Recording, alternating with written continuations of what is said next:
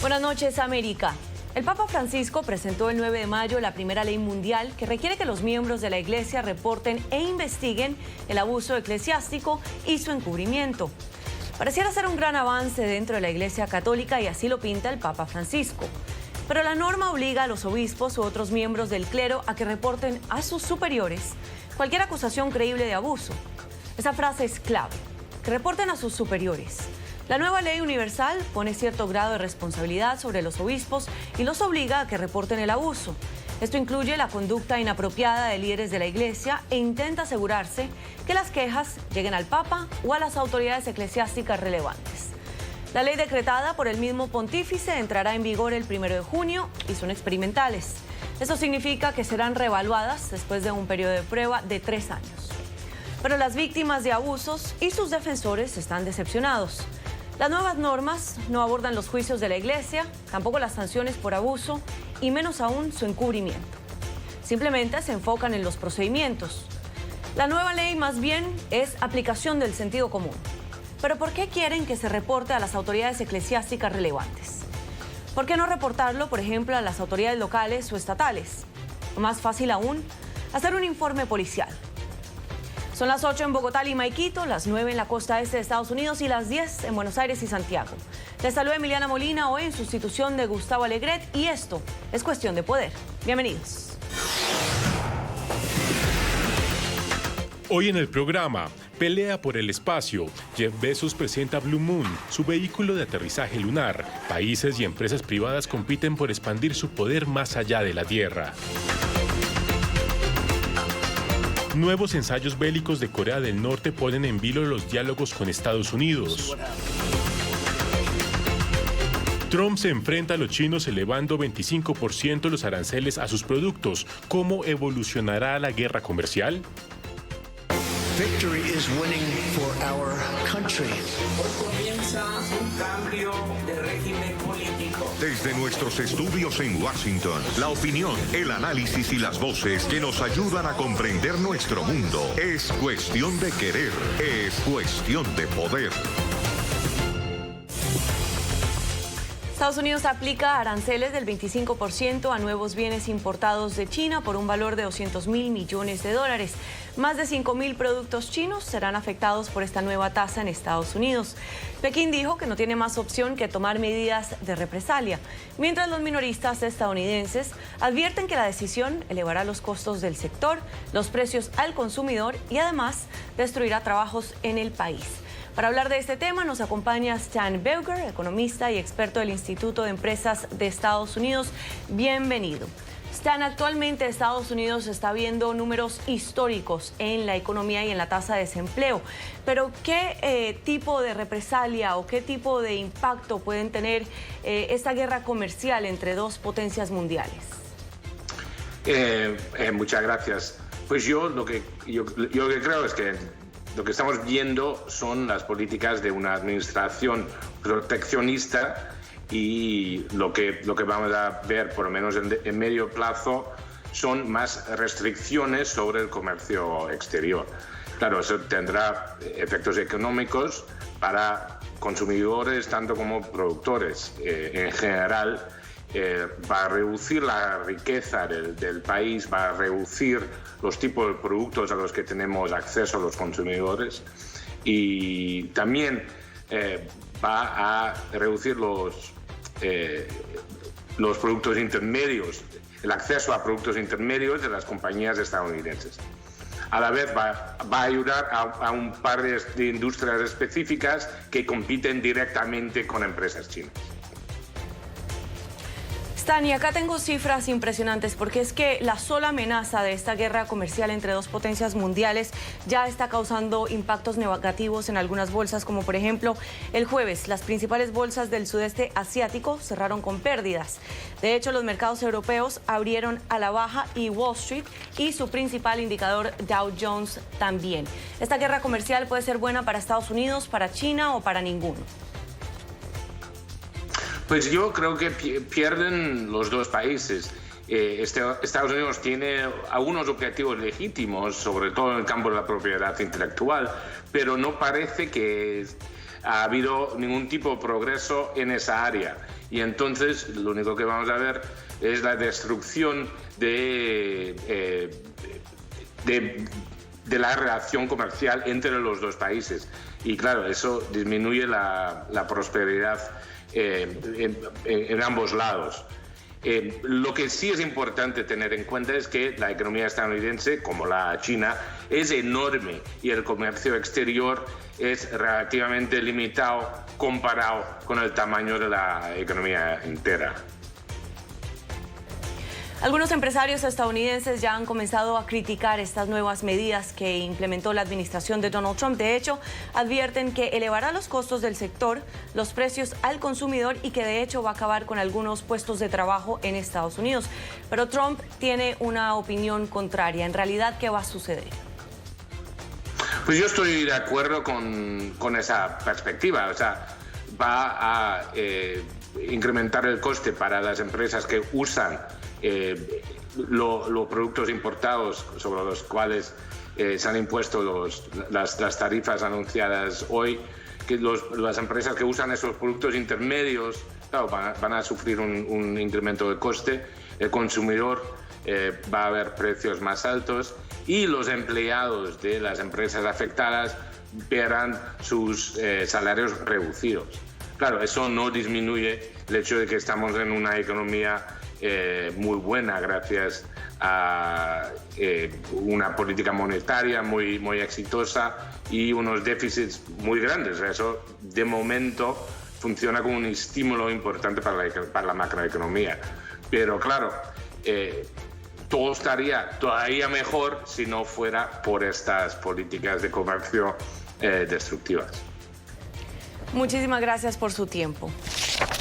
Luciano García es un exiliado político de Nicaragua y es acusado falsamente de cometer actos delictivos por el gobierno de Daniel Ortega. García es el presidente de Hagamos Democracia, una organización que busca generar un cambio democrático en Nicaragua y que promueve la movilización ciudadana. Luciano ha llegado a Washington a proponer una salida constitucional y pacífica a la crisis que atraviesa su país. Luciano, cuéntenos cómo está criminalizando en este momento Daniel Ortega las protestas de los ciudadanos. Bueno, a través de una ley que promulgó en junio, es la ley 977, donde básicamente hace un cambio en la estructura jurídica de acusaciones de terrorismo, financiamiento al terrorismo y crimen organizado, donde prácticamente cualquier persona que pueda dar, por ejemplo, agua en una marcha puede ser criminalizada y puede ser objeto de esa ley, lo cual pues violenta todos los derechos humanos de los ciudadanos nicaragüenses. Y con esa ley es que han estado básicamente acusando a los más de 600 reos que tenemos hoy por hoy detenidos. ¿Qué debe hacer la comunidad internacional para que Daniel Ortega continúe sinceramente con este diálogo y veamos cambios en Nicaragua? Yo creo que Daniel Ortega no tiene ningún interés en cumplir ningún diálogo. Daniel Ortega está acostumbrado a negociar bajo el filo de la navaja. Básicamente hay dos tipos de situaciones que Ortega le teme terriblemente. Uno es la sanción internacional, que en este caso puede depender del caso de la OEA, en donde puede perder su escaño, y no es tanto perder su escaño, sino toda aquella andamiaje económico que le pueda dar el estar en la OEA, como son los créditos multilaterales de los diferentes bancos. Y el otro tema que le teme Ortega enormemente es a las sanciones particulares, específicamente a su entorno familiar. Ya vimos que en la semana antepasada y pasada el dictador está totalmente molesto con la sanción que le dieron a su hijo.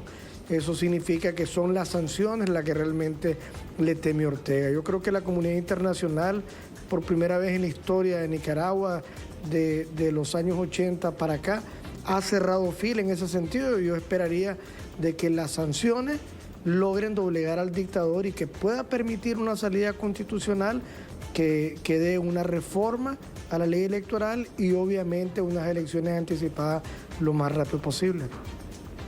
¿Qué le gustaría ver a usted de parte de la Organización de Estados Americanos?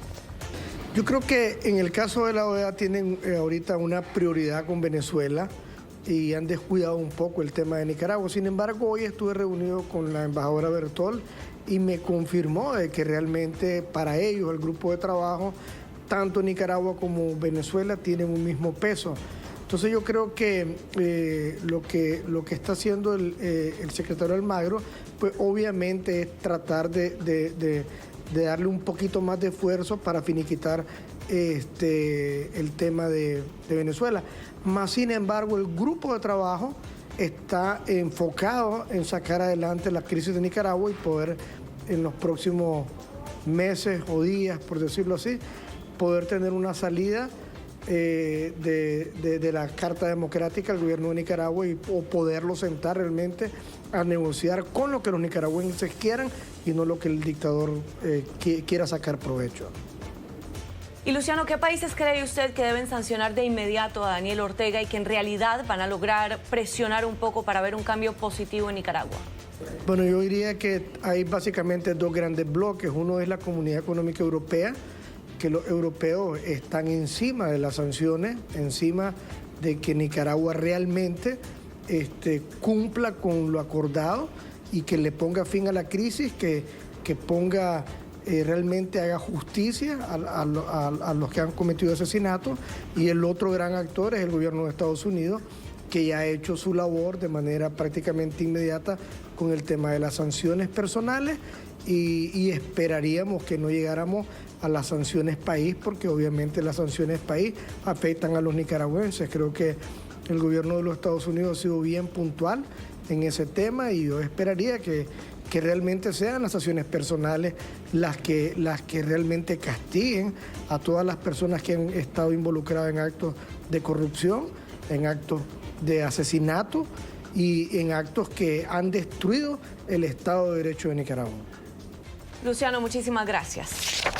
Y un golpe bajo para Andrés Manuel López Obrador. México cayó 8 posiciones en el índice de inversión directa que elabora A.T. Kearney. El país se posiciona en el puesto número 25, o sea, el último en esta tabla. China e India, que son los dos países emergentes restantes en este ranking, están ubicados en las posiciones número 7 y 16. En 2017 y 2018, México había ocupado el puesto número 17. En esta lista, Estados Unidos ocupa el primer lugar. Rafael Bernal, periodista de The Hill, nos acompaña para hablar de este tema. Rafael, ¿a qué se debe esta caída? Pues hay varios factores que afectan. El principal factor son los rezagos que trae México en términos judiciales, económicos, la falta de seguridad jurídica y de procuración de justicia, que realmente son independientes a la situación política actual. Pero otros factores realmente sí tienen mucho que ver con el presidente López Obrador. Tiene tanto acciones que ha tomado que espantan a los mercados internacionales. El más claro ejemplo es la cancelación del nuevo aeropuerto internacional de la Ciudad de México a favor de su proyecto, que los expertos dicen que es de menor calidad, y también su retórica, el hablar consistentemente en contra del neoliberalismo. Pues finalmente a muchos inversionistas que dependen, que básicamente vienen de esta práctica neoliberal, puede llegar a espantarlos y puede llegar a hacer que decidan invertir o en otro lugar o guardarse su dinero por el momento. ¿Y cuáles son las consecuencias? ¿Si es realmente significativo? Pues realmente la inversión extranjera ha sido el motor del desarrollo de México, que si bien no ha sido un desarrollo pujante al estilo chino o en algún momento al estilo brasileño, ha mantenido el empleo en México, ha mantenido la inflación baja, ha mantenido mal que bien el peso, relativa fuerza contra el dólar y contra otras monedas extranjeras.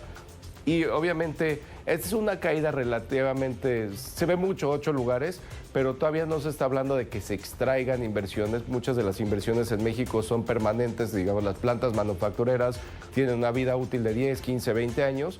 Entonces es una señal de alerta, pero no es realmente una señal de que la economía mexicana esté en franco declive.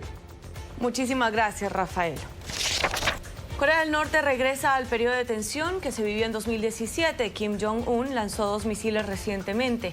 Una posible señal que deja claro que el diálogo con Estados Unidos ha concluido siempre y cuando Washington mantenga su apuesta por las sanciones internacionales. Y es que según el ejército surcoreano, el doble ensayo se realizó en una base situada en una provincia en el norte de Pyongyang, que en el pasado fue identificada como sede de una de las unidades equipadas con misiles de medio alcance. Nos acompaña Jeff Price, profesor de Política Internacional de Johns Hopkins University. Profesor, ¿a qué responde esta actual situación con Corea del Norte y la provocación? Es difícil especular cuáles son las motivaciones. Quizás están frustrados por la falta de progreso en la más reciente cumbre y particularmente la falta de progreso con respecto al no levantamiento de sanciones. ¿Esto se trata de un caso aislado o de un enfriamiento entre la relación bilateral? Esto quizás puede ser que Kim quiere más atención. Tenga en cuenta que estas pruebas de misiles de corto alcance pueden amenazar a Corea del Sur, pero no amenazan a los Estados Unidos.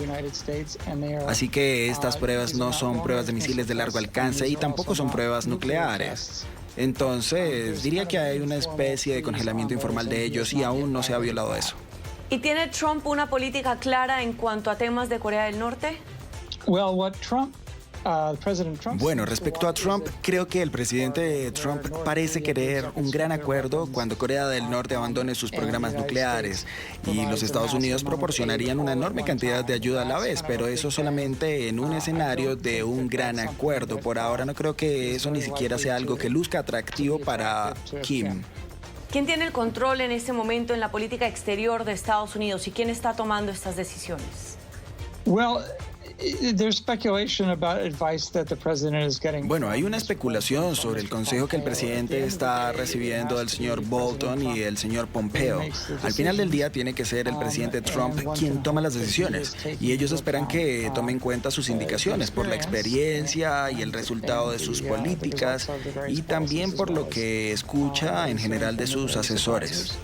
Muchísimas gracias por acompañarnos. El video de un niño afgano de 5 años bailando feliz con su nueva pierna prostética se volvió viral después de que se publicara en Twitter. El pequeño Ahmad perdió su pierna a los 8 meses de edad cuando recibió un disparo en medio de un fuego cruzado entre el talibán y las fuerzas del gobierno afgano. Los dejamos. Gracias por continuar con Cuestión de Poder. Jeff Bezos, el fundador de Amazon y el hombre más rico del mundo, está listo para ir a la Luna. Lo piensa hacer con un vehículo bautizado como Blue Moon y que está diseñado para realizar todas las complicadas maniobras que requiere el alunizaje. Llevan 3 años trabajando en el diseño y el motor estaría listo para ser probado este mismo verano.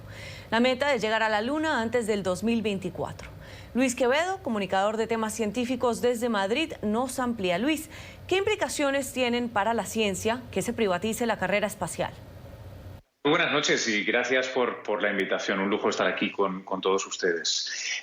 Claramente este ha sido un momento muy importante y que, como nos tiene acostumbrados realmente Bezos, si recuerdan, él siempre hace las cosas con la boca bien cerradita, sin hacer ruido.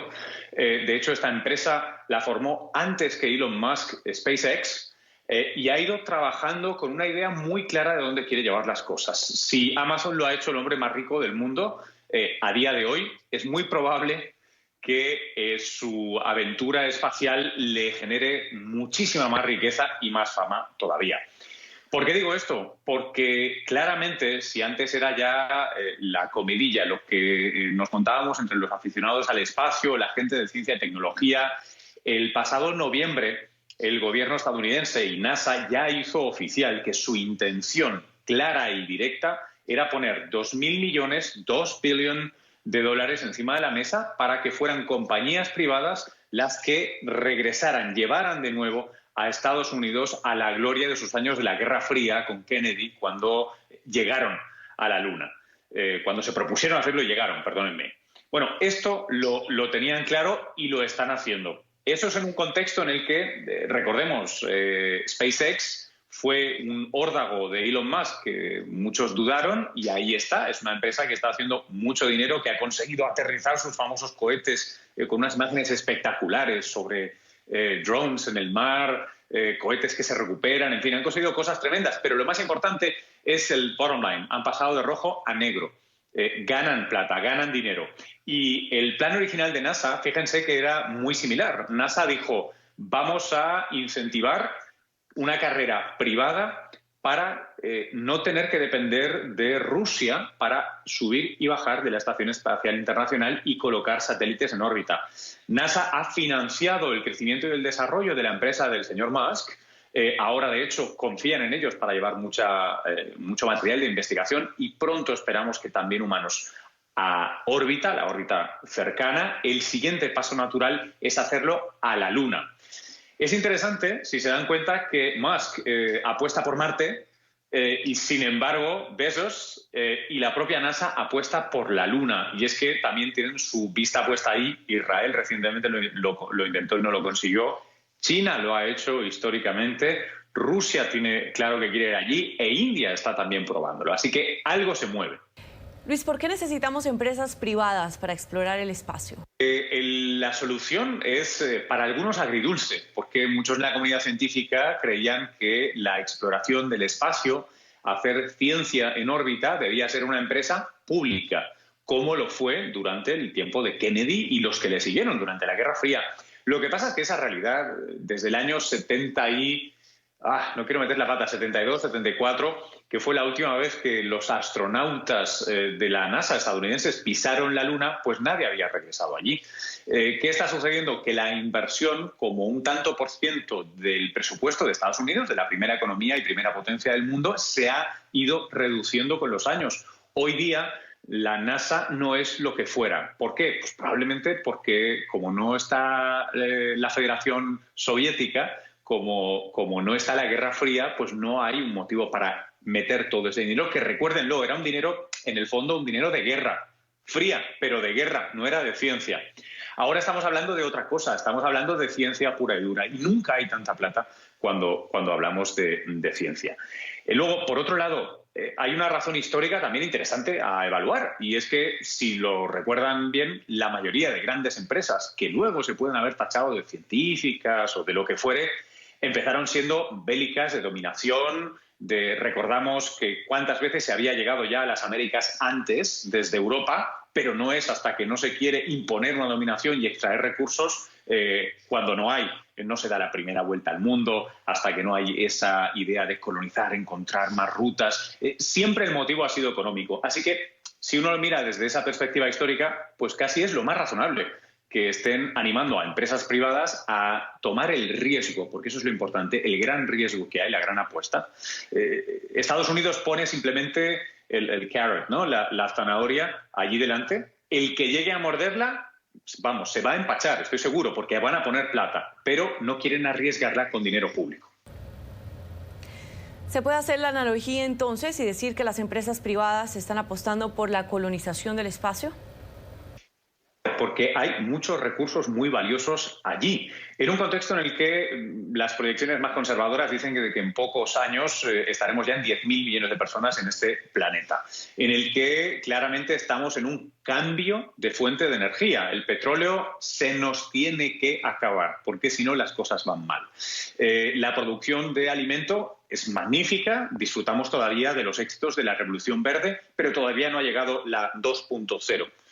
No tenemos esa capacidad. Necesitamos más recursos, más minerales. Piénsenlo, los autos eléctricos que tienen que eliminar la contaminación de las ciudades, esa es la nueva gran revolución, requieren materiales que no son abundantes ni fáciles de encontrar necesariamente en la Tierra. O imagínense que quieren los famosos reactores de fusión nuclear, ¿no? Nuclear, es limpia, es segura, potencialmente ilimitada. Bueno, todo esto está muy bien, pero nos hace falta combustible. ¿Saben dónde está este combustible a día de hoy?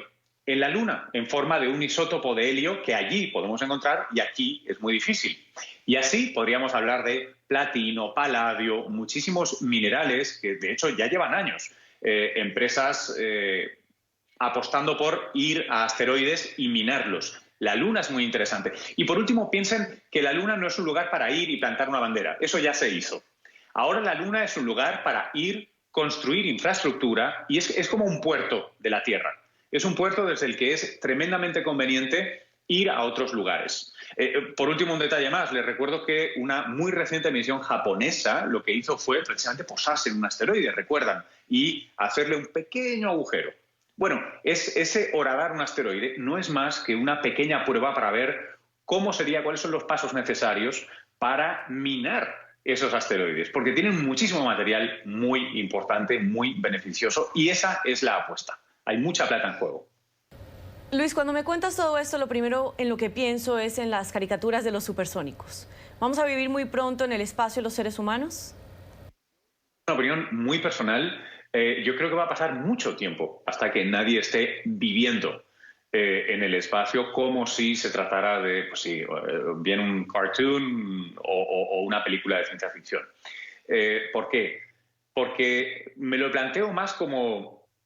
¿saben ustedes la gente que trabaja en plataformas petroleras, por ejemplo, o que pescan los cangrejos rey en Alaska? Es más ese tipo de vida, es decir, una o uno pueden ir allá 6 meses, 1 año. Hemos tenido astronautas más de 1 año en órbita. Pueden ir allá, trabajar, minar, pero muy probablemente regresar.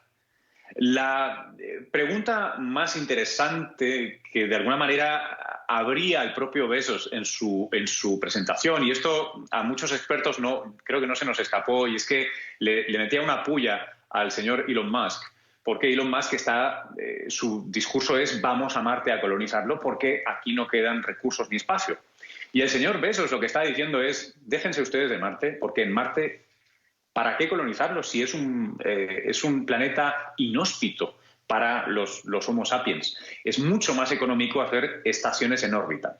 Y de hecho, hacia allá apunta la empresa y la estrategia de Bezos y sus asesores. Entonces, en ese sentido sí que podríamos tener colonias temporales, si uno quiere, a las que uno va, puede pasar tal vez 1 año, 2 años, quién sabe, y regresan de algún modo. Es decir, ir y venir de órbita. Pero realmente vivir, es decir, que tengamos congéneres no terrestres, a día de hoy todavía no me lo imagino. Luis, muchísimas gracias. Quédate con nosotros. Gracias por continuar con nosotros. Empresas privadas y países se están peleando por el espacio. ¿Crees que se va a generar un ambiente parecido al de la Guerra Fría, pero entre empresas privadas, por ejemplo, entre Elon Musk y Jeff Bezos? Fría ya está en curso. Lo que pasa es que no es entre los grandes magnates estadounidenses del sector privado, hay algunos rusos también, pero con su actividad en Estados Unidos, sino que de hecho se está dando entre la apuesta estadounidense, que es privada, y la apuesta pública de China, ahora claramente, porque China puso su rover en la cara oculta para nosotros, el otro lado de la Luna, haciendo un first. Era la primera vez que se conseguía eso y fue un reto científico tremendo. Ese es el subtexto en el que se da esto. Hay una guerra fría, lo que pasa es que no se lo están gritando por la televisión o por Internet. Bueno, se gritan otras cosas, el señor Trump y su homólogo chino. ¿Y están en peligro los intereses científicos por intereses privados? Esto en el fondo es irónico. Siempre estuvo en jaque la ciencia por el interés económico. De hecho, la gran revolución científica se da porque hay intereses económicos que se apoyan en ingenieros, gente con una mente muy despierta, que consiguen poner en marcha la revolución industrial, y solo después llegan los científicos a sacar un interés que hoy llamaríamos académico de ello. La ciencia normalmente, es curioso, va a la cola, tiene su iniciativa, pero siempre va a la cola, explica fenómenos y muchas veces se nutre precisamente de su utilidad para la industria para seguir generando conocimiento. Yo defenderé siempre la ciencia hedonista, la persecución del conocimiento en sí mismo. Es fantástico, es bello, es bueno y es extremadamente práctico y útil y ayuda a la economía en última instancia. Es una relación difícil de separar. ¿Saben a qué me refiero? Siempre lo hubo. Yo creo que si sucede algo para la ciencia académica va a ser bueno, porque va a haber más plata para financiar los estudios de más científicas, más ingenieros y más experimentos locos que nos lleven a descubrir nuevos rincones del universo. Eso solo puede ser bueno. ¿Cómo son rentables para Jeff Bezos y Elon Musk estas expediciones en el espacio? Lo que tienen hoy día funcionando se ha demostrado rentable, rentabilísimo, diría yo. De hecho, en su reciente comparecencia, el señor Bezos, él mismo decía que va a vender 1 billón, 1.000 millones de dólares anuales de su participación de Amazon para financiar el proyecto lunar. Es decir, que tiene claro que pone la plata donde pone su opinión. ¿Cómo está funcionando? Les decía, cuando SpaceX, la empresa del señor Musk, empezó a funcionar, era una gran apuesta, perdió muchísimo dinero. Hoy día gana mucho dinero. ¿Por qué? Porque no solo gana la plata que la ha permitido financiarse mínimamente hasta desarrollar la tecnología con la cual puede llevar esas misiones, esos materiales de NASA a la órbita. No, es que esa misma tecnología, como es propietaria, ahora la usa para subir satélites comerciales. De alguna manera, el gobierno estadounidense lo que está haciendo es pone una plata por adelantado porque sabe que es estratégicamente bueno. Perdónenme, ¿sabe cuál es la metáfora perfecta? Es como el sistema de carreteras interestatales. Son caras, son absurdas, no sirven para nada a día 1 ni a día 10. Sirven cuando todas están construidas e interconectadas y las pueden usar las pequeñas empresas privadas para hacer más negocio y comunicar un país tan grande. Esto es lo que están haciendo. Están permitiendo que exista la infraestructura y la tecnología necesaria para que conectemos la superficie de la Tierra donde ahora vivimos con la altura donde están los satélites, donde está la estación espacial, con la Luna. Y todo esto, no se preocupen, que la voluntad de lucro y beneficio y la inventiva humana ya le encontrarán una utilidad bien pronto. Luis, muchísimas gracias por acompañarnos. Ahora vamos a hablar con Germán Puerta, que es el director del Planetario de Bogotá, para ver cómo estamos en este tema en América Latina. Bienvenido. ¿La carrera espacial privada es una amenaza o es una oportunidad para el avance de las ciencias, Germán? Hola, ¿cómo están? Les habla Germán Puerta. Aquí estoy desde el Planetario de Bogotá. Bueno, en realidad, miremos la carrera espacial de la Luna. Estamos cumpliendo 50 años del hombre en la Luna, ahora el 20 de julio. La famosa carrera espacial entre las dos superpotencias, Estados Unidos y la Unión Soviética, en plena Guerra Fría.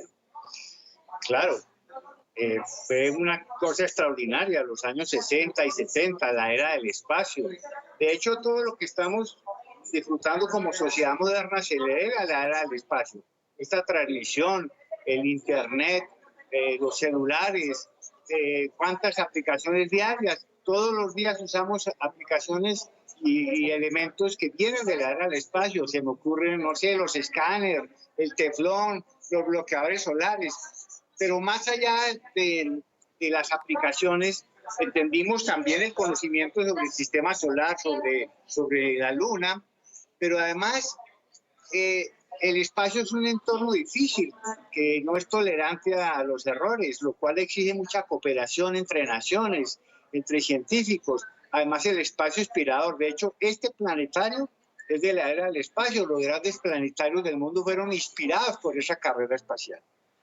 Ahora hay una nueva carrera en el espacio, que por supuesto va a tener unas consecuencias que pueden ser imprevisibles, pero que seguramente van a traer muchos beneficios. Germán, ¿se está trabajando un marco regulatorio legal que controle qué se puede hacer y qué no en el espacio?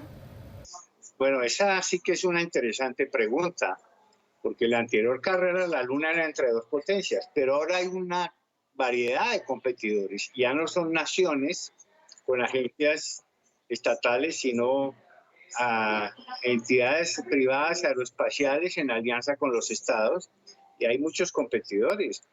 Además de Estados Unidos, la Agencia Espacial Europea, Rusia, está China, que es un jugador muy fuerte, y está Japón, la India. No hay que olvidarnos de su continente indio, que ya ha colocado sondas orbitales en Marte.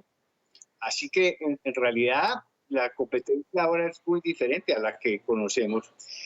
Esto, desde el punto de vista del sector privado, aparecen varios aspectos. Bueno, el primero sí es la investigación, o sea, un apoyo para enviar y estudiar el espacio, el cosmos, el sistema solar. Luego viene el tema comercial. Los intereses del sector privado se giran alrededor, por ejemplo, del turismo espacial, que es una realidad, ¿sí? La minería espacial, la minería en asteroides, es algo que va a ser inminente. Los asteroides son ricos en metales y eso es importante. Y las metas volantes, que es la Luna, que es como una meta intermedia, porque la verdadera carrera está hacia el planeta Marte.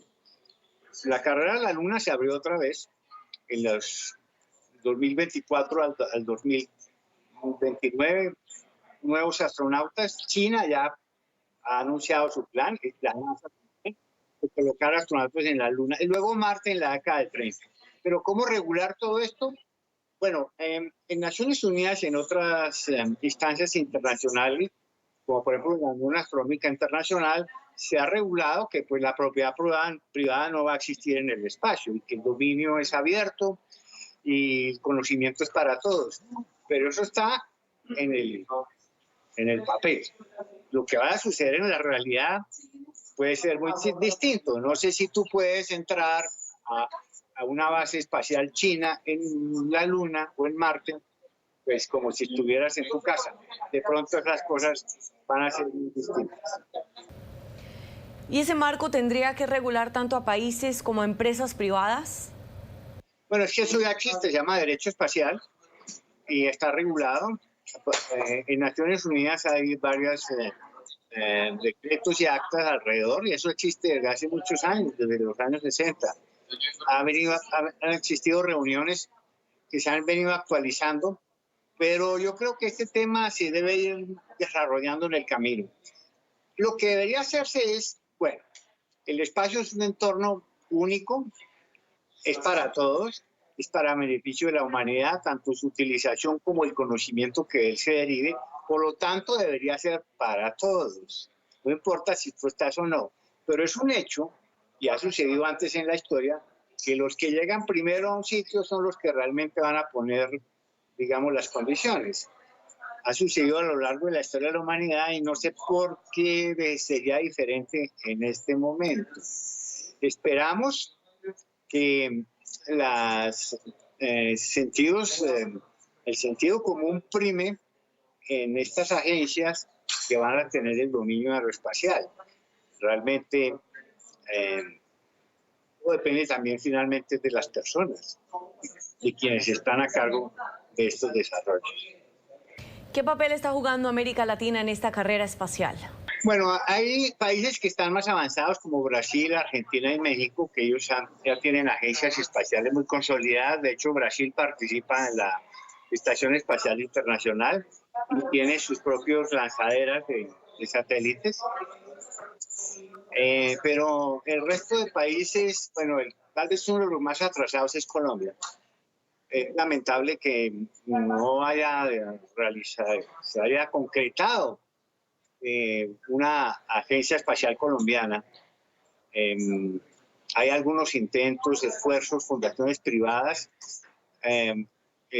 Alguna universidad ya colocó un satélite de Acerto Arboleda hace 10 años, un pequeño satélite, un nanosatélite. Ha habido algunos desarrollos aquí, pero no existe entre la dirigencia política la convicción de que el espacio es clave. Y necesitamos nuestros propios satélites, las aplicaciones satelitales son múltiples y cada vez las necesitamos más. Dependemos de terceros para hacer muchas cosas, ¿sí? Pero en realidad yo soy muy optimista. Yo creo que ahora con la creación del Ministerio de la Ciencia hay una fundación privada, Fundación Agencia Espacial Colombiana, y hay otros desarrollos que vienen en camino, creo que podemos tener algo más interesante. Ahora, curiosamente, todas esas agencias espaciales que estoy nombrando, en todas hay colombianos, en la NASA, en la Agencia Espacial Europea, en centros de investigación. Los colombianos estamos por ahí realmente colocando nuestro conocimiento en estos desarrollos. Y por último, ¿usted cree que el concepto de democratización puede ser algo real, con actores privados intentando controlar el futuro de los mercados en el espacio? Bueno, realmente, ¿cómo me lo imagino? Porque es algo muy del futuro, sí. Espero que la democracia y la libertad y el acceso para todos funcionen en el espacio. Poco podemos ver como un ejemplo lo que sucede en la Antártida. La Antártida es un subcontinente en el cual deberíamos tener acceso a todo. No existe realmente una propiedad del continente. Sin embargo, los países que tienen algún tipo de frontera o de conexión con la Antártida se han subdividido el subcontinente antártico, ¿sí? Y eso podría suceder también en el espacio, a pesar de que el principio hablaba de una democratización y una libertad de acción en este sitio. Pero todavía está por escribir ese capítulo y es inminente, lo vamos a ver muy pronto, todo lo que está sucediendo. De hecho, lo primero que va a suceder es el turismo espacial. Ya existen turistas desde hace 10 años que viajó el primero a la estación espacial, le pagó $20 millones a los rusos para que lo subieran. 6 turistas han ido al espacio, pero ya vienen los vuelos suborbitales, pronto habrá hoteles en órbita y luego veremos a un millonario que quiera hacer un tour a la Luna, a orbitar la Luna y regresar con unos amigos. ¿Sí? Eso también está ya declarado. Así que todo es inminente, todo está por suceder y muchas de esas preguntas que tú haces aún no tenemos las respuestas completas. Vamos ahora a nuestras redes sociales a ver lo que es su opinión. Recuerde que nos encanta escucharlo. Veamos. Trump perdió en sus negocios, pero debes entender que hizo negocios y dio trabajo. Muchísimas gracias por compartir sus opiniones por medio de Twitter a @cpoder, NTN24. Nos encanta escucharlos. Alexandra, de nuevo, gracias por acompañarnos. Sí, Emiliana. Con esto llegamos a fin de Cuestión de Poder por hoy viernes. Hasta la próxima.